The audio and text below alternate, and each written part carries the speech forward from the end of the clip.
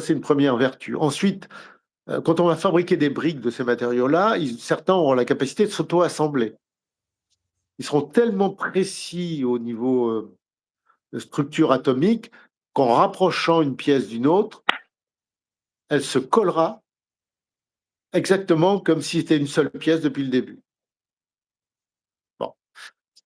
Certaines composants, parce qu'on peut faire des applications de ce type-là à l'infini, et moi sur SS3, je travaille sur des développements encore de tout ça, parce que c'est vraiment l'infini. On va pouvoir créer des systèmes, des matériaux qui sont supraconducteurs à toutes les températures.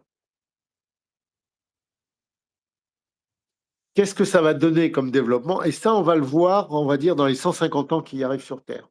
C'est prévu. Voilà. C'est prévu que les exogènes nous laissent faire ça. Pourquoi je parle de ça? C'est parce qu'il est prévu qu'ils nous laissent faire ça. Supraconducteur à température ambiante, ça veut dire quoi? On va pouvoir enfin générer des champs magnétiques extrêmement puissants. Pour l'instant, on génère que dalle. Hein. Voilà. Nos champs magnétiques, bon, c'est quelques Tesla dans le meilleur des cas. Il faut mettre un ampérage terrible. La supraconductivité va nous permettre de générer des champs magnétiques qui vont s'auto-entretenir et s'auto-amplifier. C'est le cas des technologies de Zeta Reticuli. Hein. Leur vaisseau fonctionne avec ça. Alors, ce qui permet, par exemple, de changer l'état énergético-physique du vaisseau et de le passer à un niveau d'existence que nous, on appelle énergétique, que j'appelle l'état epsilon, dans lequel, par exemple, l'inertie, elle est tellement faible qu'elle n'existe quasiment plus. C'est pour ça qu'il y a une accélération fulgurante. Ces technologies électromagnétiques vont nous permettre de créer de la gravité, de la neutraliser et de la créer aussi. Voilà.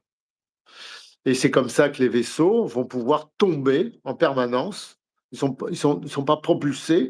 On crée une gravitation artificielle devant le vaisseau, ils tombent là-dessus. Et c'est pour ça qu'il n'y a pas d'accélération pour les passagers. Alors, je donne des détails. Parce que non seulement le vaisseau est attiré, mais également tout ce qui est à l'intérieur du vaisseau est attiré de la même façon. Donc pour le passager, il n'y a même pas de sensation d'accélération. Je ne sais pas si vous voyez le truc. Bon. Donc on aura des matériaux, on va trouver des matériaux qui sont naturellement antigravitationnels aussi, qui vont neutraliser la gravité, même sans l'émission de champs électromagnétiques extrêmement puissants. Donc je m'arrête là pour l'instant. Les révolutions technologiques, ça va être les nanotechnologies, mais bien plus que ça, les technologies qui vont bâtir atome par atome les nouveaux matériaux. Voilà ce qui va se passer. Et ça sera une révolution qui sera encore plus importante que la révolution informatique, que les microprocesseurs.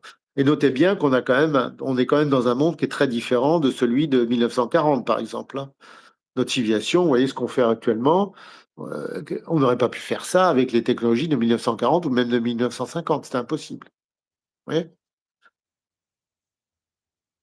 Si on parle de géopolitique, les Russes sont parfaitement au courant que les Américains ont des développements technologiques dont d'ailleurs ils ne font pas la publicité, qui ne se disent même pas dans les guerres, qui sont très avancés. Les Chinois sont parfaitement au courant aussi. Les Russes ont essayé d'avoir des contacts exogènes aussi. Ça n'a pas très bien marché pour eux, ils n'ont peut-être pas eu de chance ou je ne sais pas quoi, mais bon, je n'ai pas tous les détails. Mais là, pour le coup, ils sont tombés sur... Ils ont mal tiré au sort l'affaire. Alors, je n'ai pas toutes les dernières nouvelles, peut-être que dans les derniers mois, ça s'est mieux passé pour eux, mais en tout cas, il y a une dizaine, une quinzaine d'années, ça n'a pas donné de bons résultats. Les Chinois travaillent activement dessus. Ils travaillent sur la...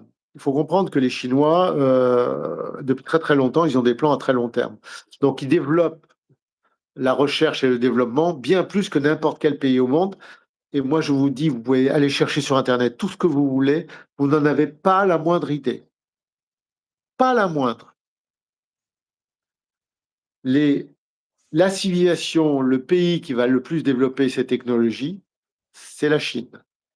Et c'est pas demain, c'est en ce moment. Et ça va continuer. Donc, ils vont finir par rétroconception aussi, parce que des déchets extraterrestres, il y en a un peu partout sur la planète, et qui vont finir aussi probablement par avoir des contacts, si ce n'est pas déjà le cas. Si ce n'est pas déjà le cas. Par développer cette technologie et se positionner comme concurrent des hautes technologies, des très hautes technologies américaines. Les véritables enjeux se jouent là. Mais qui va vous raconter ça? on va vous parler de guerre à Taïwan, on va vous parler de guerre